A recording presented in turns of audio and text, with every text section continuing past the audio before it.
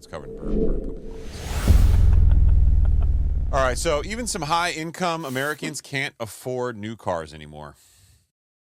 High-income Americans. I started reading these numbers, and I put in a lot of, as Arun would say, copy here, because this was pretty damn scary stuff. Yeah. Oh, okay. You got to hear. I was gonna say. Yeah, you're gonna steal some more thunder. I don't want to steal any thunder. Because when we talk about these topics, read the show notes? We've been discussing these topics, and it's good because you can always like go back and compare to what we said. And it's true, man. These prices are going up. Car buyers across America, even those with comfortable incomes like Levine, I don't know who that is. I think it was just an example from the earlier article, but he had a douchebag name, so you got to include him, right? What? Adam Levine, bro? No, last name okay, first name not okay. Okay. Right? Oh yeah, Levine as the first name you're saying, and not okay? Yeah. Like Adam Smith, fine. Smith Adam, no, you're weird. What, so I got 3 first names. What do you got to say? Now am I back over to the cool side? Yeah, you're questionable. I've now lapped you. Whatever. Anyway, they're dropping out of the new car market. The pandemic supply shortages that drove sticker prices skyward are in the rearview mirror, but the cost of a new set of wheels continues to climb. The average price of a new car this year is $48,205, up, you ready? 21% from 5 years ago, according to researcher Cox Automotive, Inc. And growing frustration over auto affordability is yet another kitchen table economy concern that's bound to be running through the minds of American voters as they head to the polls yesterday. I mean, this plays right into what I wanted to get into. So if you compare wage growth to what it was 5 years ago. Didn't keep up.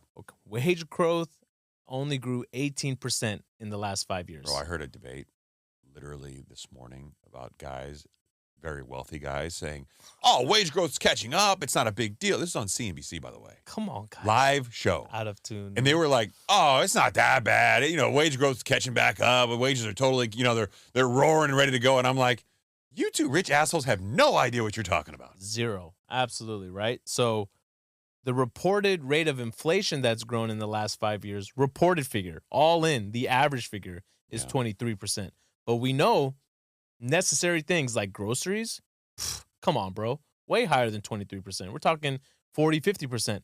Housing, don't get me started with rent, housing everywhere. What about just car insurance? It's ridiculous. Car insurance is way above 50%, and these are things that we all need to pay. So I hate the they overall, extort you out of it, the overall average, reported rate of inflation over the last 5 years being 23%, and the wage growth only being 18%. That's not even painting an accurate picture, but it's still showing that it's far below. It has not kept up with everything. But like we like to say on the show, why you need to be financially literate, right? Literally? Yeah, literate. I'm not going to go. Is that the S&P 500 over the course of the last 5 years has grown 91%. But it only matters if you've cashed out of it. It does only matter, but the whole point of it is to stay in it long term, right? It's like you can't time the market, but you can control how much time you've been in the market, bro.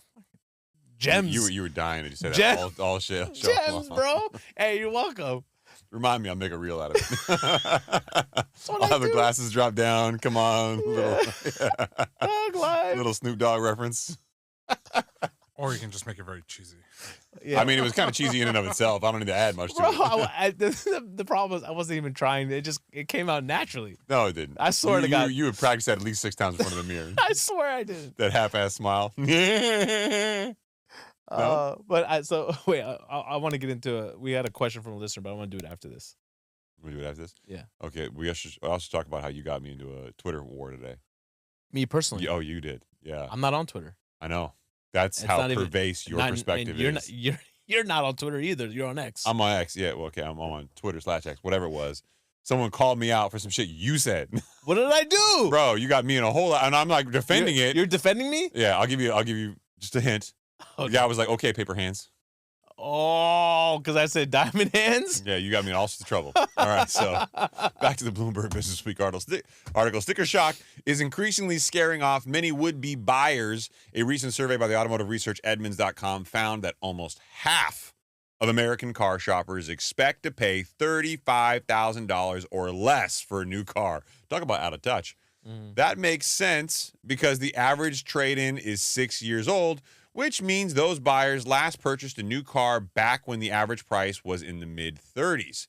When they return to the showroom and discover that they'll have to pay almost $50,000, they're walking away. The Edmunds survey found that 73% of consumers are holding off on buying a new car because of the cost. Yeah, and you're not doing yourself any favors if you're going and just getting regular financing through, their financing department. Rates are somewhere between, 6, 7, 8%, right? Or, unless you're getting a deal like at Tesla, right? Or I've always recommended, like, if you're going to finance your car, which, all good, right? If you go to a credit union, if you belong to a credit union, great, you might have some opportunities, but you need to shop around for best price. Do not go to the dealership for the best pricing unless they're offering like 0% or 1% financing, in which case you might not be able to beat that. Yeah, exactly. And that's exactly what I did at the time. Except you could have had 0%. I do have 0% right now. On a Tesla. Yeah, the only benefit there is the longer range. I only get 200 miles. Look, if you're happy going less distance than me, that's okay. I don't care. I get there, though.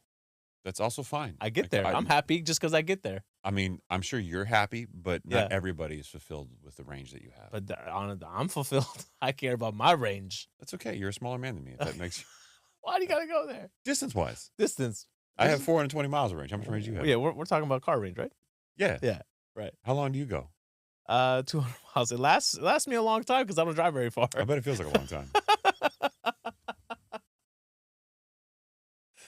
Oh, man. Monthly payments on new car loans now average $767, up 17% from just 4 years ago, according to Cox. I feel like I just got a heart attack hearing that number. $767. Yeah, it's a lot, dude. And 1 in 6 new car buyers this year will take on payments of more than $1,000 a month. Edmund says, blame it on ballooning sticker prices resulting from more technology, automakers' quest for fatter profit margins, and, of course, skyrocketing auto loan rates. Yeah.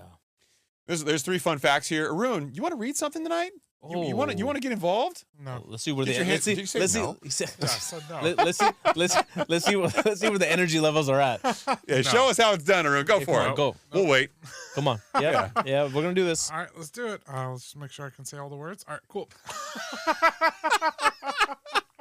There's no big words. Just want to make sure there's no jargon in there. All right, fun fact: new versus used price gap. Let's go. All right. I'm talking out. Go all for that it. shit. Come on, bro. Come on. You got this. I tapped. Oh, he tapped.